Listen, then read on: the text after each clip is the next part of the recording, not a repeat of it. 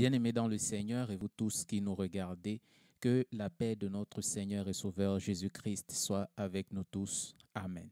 Alors, dans cette septième capsule, nous allons continuer à énumérer et à développer quelles sont les bénédictions qui font partie de notre héritage en Christ. Alors, lisons Éphésiens 1, verset 13 à 14. En lui parlant de Jésus-Christ, vous aussi, après avoir entendu la parole de la vérité, l'évangile de votre salut, en lui vous avez cru et vous avez été scellés du Saint-Esprit qui avait été promis, lequel est un gage de notre héritage pour la rédemption de ce que Dieu s'est acquis à la louange de sa gloire. Amen. Alors dans la précédente capsule, nous avions cité et développé le service à la louange de la gloire de Dieu comme faisant partie de notre héritage en Christ. Et nous avions dit que cela pouvait se voir sous deux aspects. Le premier est que nous avons accès à Dieu par Jésus-Christ pour le louer.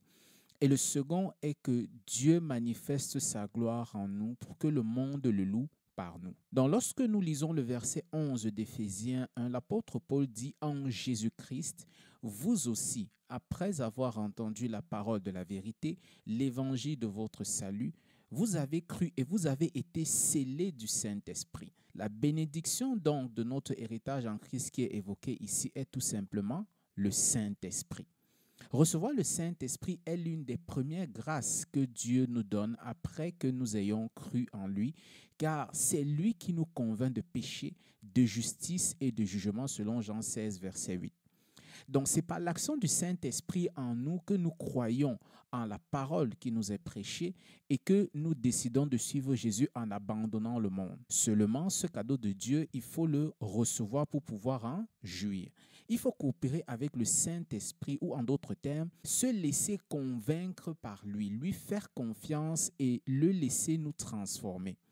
Le Saint-Esprit n'est pas un démon qui s'empare de nous pour nous pousser à faire ce que nous ne voulons pas faire. Le Saint-Esprit se tient à la porte de notre cœur et il frappe. Si nous consentons à lui ouvrir la porte, eh bien, il entrera et il fera en nous l'œuvre qui lui a été assignée par le Seigneur, selon Apocalypse 3, verset 20. Mais si au contraire, nous ne lui ouvrons pas, nous demeurons dans notre péché tout simplement.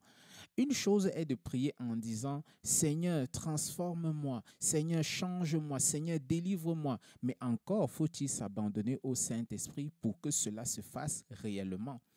Parfois, nous voulons mener le Saint-Esprit et lui dicter ce qu'il doit faire en nous et comment il doit le faire.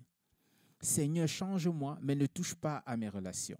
Seigneur, oui, je veux plus de toi, mais ne chamboule pas mon emploi du temps. Seigneur, utilise-moi, mais ne touche pas à mon caractère ou le temps n'est pas encore arrivé de te servir. Le Saint-Esprit n'a pas besoin qu'on lui donne des directives car il sait bien mieux que nous ce dont nous avons besoin.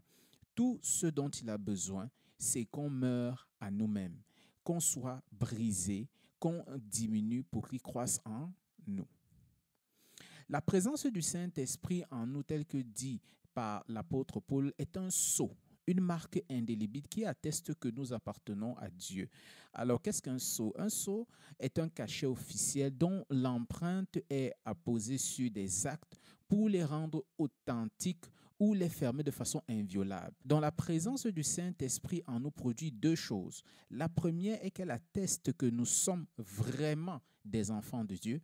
Et la seconde est qu'elle rend impossible au diable de nous ravir de la main de Jésus-Christ. Bien-aimé, un enfant de Dieu qui porte en lui le sceau de Dieu ne sera pas détruit par les circonstances, les souffrances, les tentations, les persécutions, aussi grandes puissent-elles être, car il est marqué par Dieu. Un enfant de Dieu peut tomber, avoir des moments de faiblesse, mais il se relève toujours en se repentant, tel que dit dans Proverbe 24, verset 16, « 7 fois le juste tombe et il se relève ». Nous ne pouvons donc pas incriminer des personnes ou des événements pour justifier nos mauvais choix, car rien ni personne ne peut nous séparer de l'amour de Christ si ce n'est nous-mêmes. Rien ni personne ne peut briser ou ôter le sceau de Christ qui est le Saint-Esprit en nous. Alors, quelle leçon tirons-nous aujourd'hui? La leçon sera tirée d'Éphésiens 1, verset 14, qui dit « Lequel, parlant du Saint-Esprit, est un gage de notre héritage pour la rédemption de ceux que Dieu s'est acquis à la louange de sa gloire. Amen. » Alors l'apôtre Paul dit que le Saint-Esprit est un gage de notre héritage en Christ. En d'autres termes, il nous garantit que nous hériterons de la plénitude du royaume de Dieu lorsque nous serons enlevés auprès de Jésus. Je dis la plénitude parce que déjà nous goûtons au royaume de Dieu sur la terre, mais notre joie n'est pas parfaite parce que nous demeurons dans ce corps de chair. Lorsque nous serons enlevés et que nous revêtirons le corps glorieux, nous entrerons dans la joie parfaite de notre Maître Jésus-Christ. Le Saint-Esprit est donc aussi pour nous une espérance qu'un jour notre pèlerinage sur cette terre prendra fin, que nous serons réunis avec Christ comme une épouse et que nous régnerons avec lui sur les nations.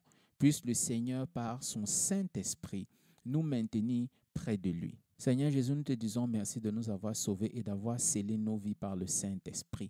Nous te prions de toucher les cœurs des non-convertis par ton Saint-Esprit afin qu'ils t'ouvrent la porte et qu'eux aussi soient sauvés. Au nom de Jésus-Christ. Amen. Que le Seigneur vous bénisse.